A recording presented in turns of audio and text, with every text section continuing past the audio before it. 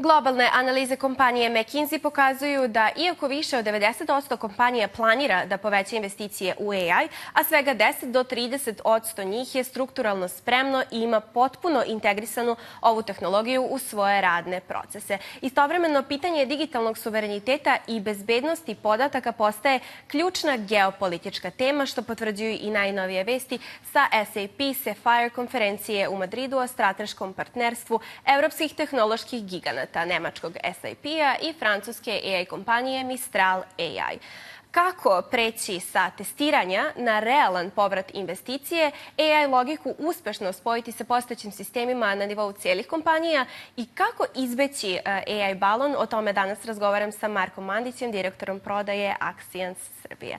Marko, dobrodošli u Bloomberg Adriju. Dobar dan. Za početak, vi vodite kompanije na putu digitalne transformacije. AI agenti sada samostalno donose odluke i obrađuju složene procese. Dakle, kako u praksi izgleda ova transformacija i kako da kompanija poveže svoje osnovne procese na AI logiku kako bi izbegla konstantno oslanjanje na ljudske resurse? Pa, danas zapravo završavamo tu fazu digitalne transformacije kompanija. Da kažemo da se nadamo da smo to uspešno završili. Sada prelazimo u razvoj takozvanih autonomous enterprise, odnosno autonomnih preduzeća, u kome AI agenti prestaju da budu samo izvori informacije gde tražimo određene izveštaje, podatke i da urade određeni posao za nas u vidu asistenata, prepuštamo im i deo odluka. Tako da menadžment firme i praktično uposleni u firmi dolaze do stvari da ne izdaju više zadatke agentima, nego da im samo daju granice i okvire u kojima se kreću. Kao kada vi određenom timu ljudi kažete možete da odlučite do ovog nivoa i tako dalje i tako dalje. Daću neki primjer. Do skoro, mi već danas zapravo možemo da AI agenata da dobijemo da na stoku rezervnih delova ili u magacinu nema određene robe. To AI agent danas može da nas izvesti. Ali ideja je da AI agent sam preuzme inicijativu i izruči poručivanje robe, dopunjavanje stokova i tako dalje. Tako da razvoj IT-a i nas kao IT kompanije, mi naše klijente vodimo u tom smeru autonomnih preduzeća koje agentima dozvoljavaju određeni nivo donošenja odluka. Dakle, da li to sada znači da AI postaje dominantan? To više negde i nije pitanje, ali da li on postaje jedini interfejs koji će biti potreban za upravljanje kompanijom? Sad, AI, ja ne vjerujem da će AI ikad postati čovjek, će uvek biti dominantan i donositi ključne odluke, viziju, strategiju firme.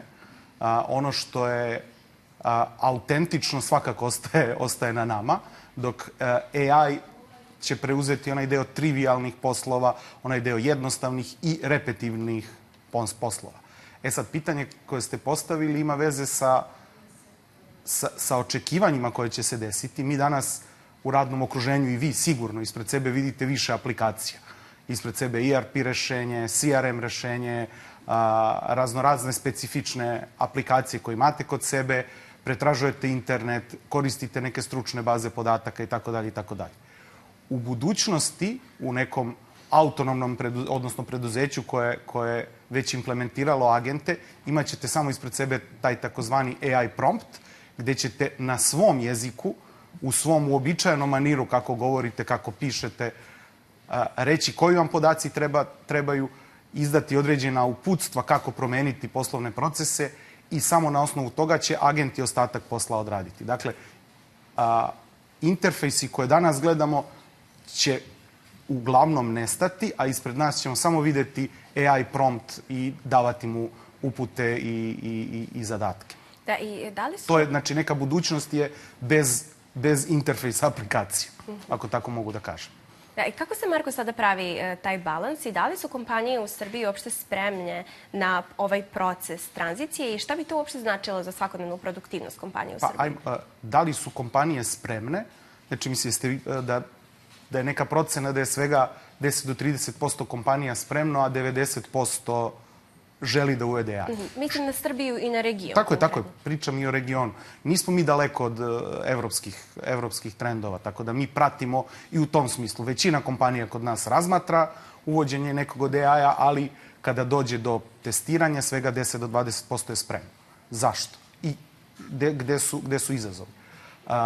Da bi ovo što smo sve kao jedno veliko AI obećanje sad dali i rekli šta će biti moguće, kompanija treba da ozbiljno vodi računa o svojim podacima, da zna gde se nalaze, da ih na kvalitetan način sabere i da ih ima u određenim sistemima. Mi kao Axian smo veliki implementator SAP rešenja i kompanije koje imaju SAP i tekako mogu da znaju gde su im podaci i da na tu, da kažem, dobru bazu. Temelj za AI je takozvani data lake, odnosno tehnološko mesto gde skupljamo sve podatke unutar firme i određenim tehnologijama dozvoljavamo agentima da izađu iz preduzeća da bi pokupile podatke. Kada obezbedimo dobar temelj, iza toga dolaze ti takozvani LLM modeli koji nam pomažu da mi komuniciramo na kvalitetan način i da praktično i programiramo same agente. Znači, ključna stvar su dobri podaci. I sada McKinsey i njihovi podaci pokazuju da će AI doneti rast produktivnosti za čak 4,4 triliona dolara, ali sa druge strane upravo ovo o čemu smo pričali, većina projekata ostane zapravo u toj pilot fazi razvoja. Kako izbeći velike troškove koje AI nosi sa sobom i kako izbeći taj AI balon o kom se pričaju?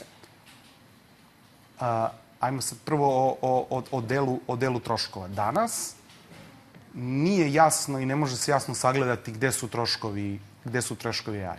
Mi savjetujemo našim klijentima, pošto i to imamo u portfoliju usluga, da imaju jedan vrlo konzervativan pristup troškovima AI. Obzirom da danas ne možemo predvidjeti do kraja troškovi. Cene infrastrukture, hardvera, procesorske snage na svetskom nivou rastu i nije jasno gde će se završiti. Tu postoje dva koncepta kada sagledavamo troškove, ali i kada sagledavamo integritet samih podataka i nezavisnost. Jedan od modela je da imate sopstvenu platformu za AI i da sami nabavite hardver i upravljate njome, dok je drugo da rentate takozvane tokene na velikim AI platformama. Ta dva modela su suprotstavljena. U prvom modelu znate vaše troškove, ali su izuzetno skupi na prvo razmatranje, dok je drugi model nudi vrlo nepredviđene troškove. Tako da konzervativnim pristupom, dakle, kratkim, malim AI modelima,